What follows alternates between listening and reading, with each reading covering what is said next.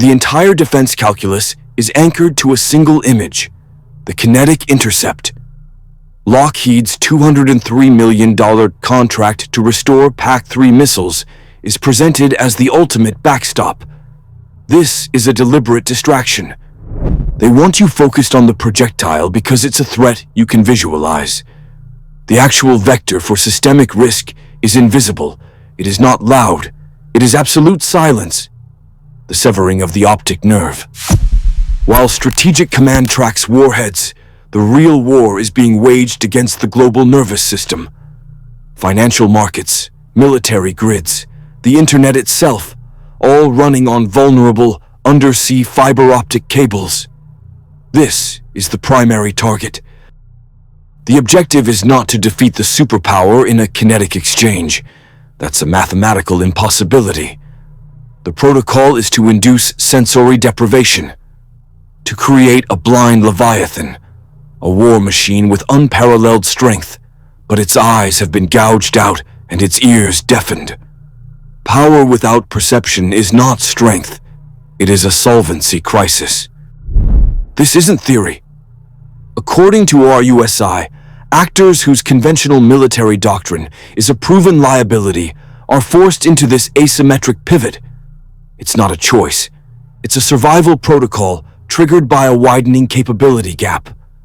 The result is the weaponization of silence. The conflict in Ukraine is not a war of choice. It is a solvency crisis. The Kremlin is not operating from a position of strength, but from a state of managed bankruptcy. RUSI and CSIS analysts confirm the war is a significant domestic liability, draining political capital. The regime cannot afford to lose. Every battlefield loss is an entry on the wrong side of a political ledger, pushing the state closer to internal collapse. This political insolvency is compounded by a systemic military failure. The archaic defensive doctrine, identified in post-Soviet states, is more than a tactical flaw. It is a terminal diagnosis. It guarantees an unsustainable rate of material and human capital expenditure against a peer competitor. This doctrine is a proven liability, making a symmetric, conventional war a mathematical impossibility for long-term victory. This widening capability gap, accelerated by Western systems like the PAC-3 missile network, removes conventional options from the board. When your military doctrine is a liability and your internal stability is brittle, you are forced to pivot. It is not a preference. It is a protocol triggered by existential threat. The result is a forced evolution toward asymmetry. If you cannot win a tank battle, you disrupt the financial network that builds the tank. If you cannot shoot down their aircraft, you degrade their command and control with electronic warfare. The motive is survival. Weakness forces a pivot to asymmetric leverage, where the ultimate backstop is no longer victory, but the threat of mutually assured destruction. The math of modern conflict is a solvency crisis for conventional armies. A recent RUSI analysis presents an irrefutable economic imbalance. A $5 million main battle tank can be neutralized by a $500 drone. This is not an evolution. It is a liquidity event for kinetic power. The cost to destroy is now orders of magnitude cheaper than the cost to defend. Analysts refer to this principle as the democratization of violence. The barrier to entry for projecting lethal strategic force has collapsed. For a state actor with a proven liability in its military doctrine, as seen in post-Soviet states, or brittle internal stability, like Iran, the choice is made for them. They cannot compete symmetrically. Spending billions on symmetric capabilities, such as South Korea's Wonba's $29 billion electronic warfare aircraft program, or attempting to match the U.S. inventory of PAC-3 missile systems, becomes a protocol for bankruptcy. The logical pivot is to a portfolio of asymmetric leverage, where the unit economics provide an exponential return. The kinetic cost has inverted. This creates a mathematical certainty where conventionally weaker states are programmed to leverage cheap, expendable, and effective technologies. This is not a choice.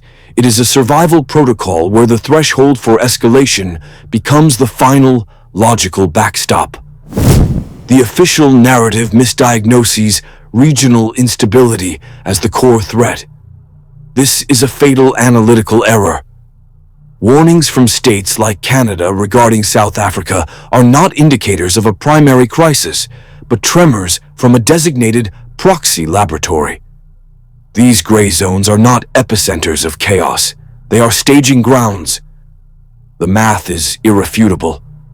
When a state's internal stability is brittle, as documented in Iran's forceful response to internal unrest, it requires external leverage to maintain solvency.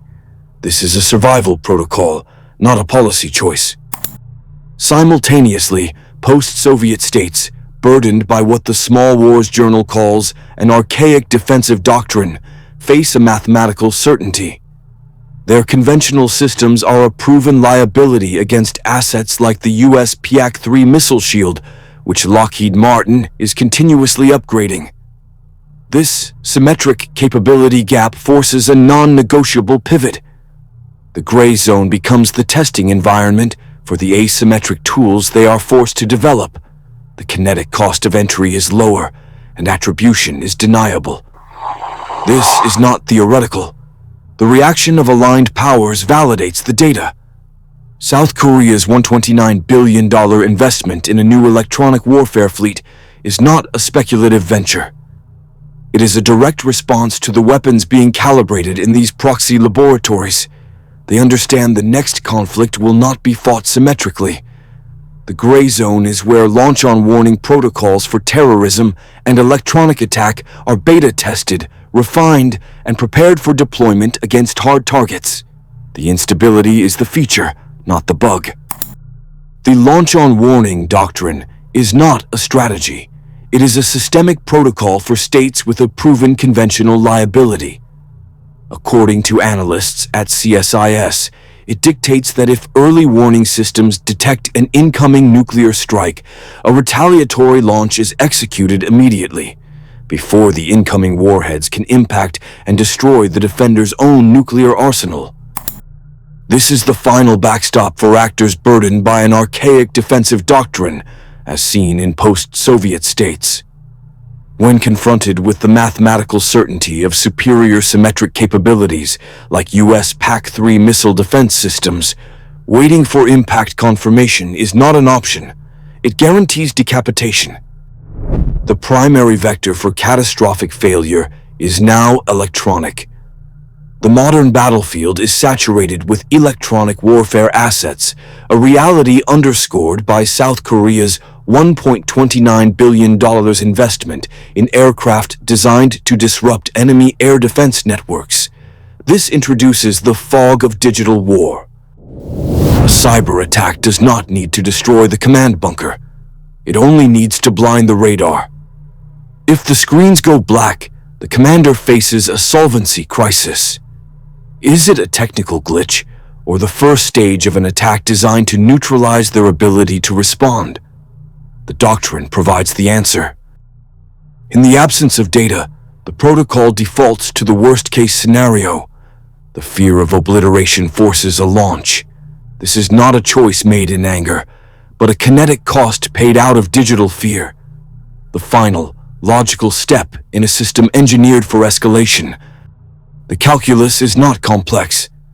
As U.S. investment in symmetric defense, such as the PAC-3 missile restoration reported by the Defense Post, accelerates, the threat response protocol for conventionally inferior actors must shift. Reports from the Small Wars Journal confirm that post-Soviet states operate with a proven liability, an archaic defensive doctrine. This mathematical gap forces a pivot away from kinetic contests they cannot win. For an actor with brittle internal stability, where force is the default setting over reform, as analysts note regarding Tehran, projecting power becomes a survival protocol. The logical vector is therefore not military hardware, but the signal integrity of Western economic nodes.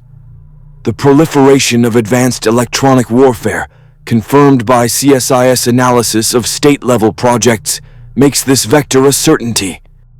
The calibration forecast.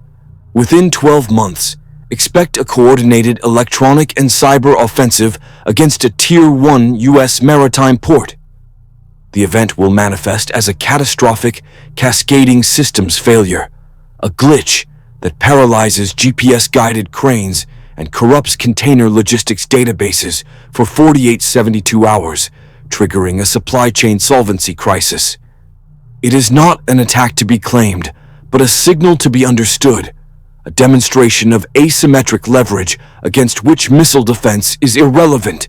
Attribution will be officially impossible.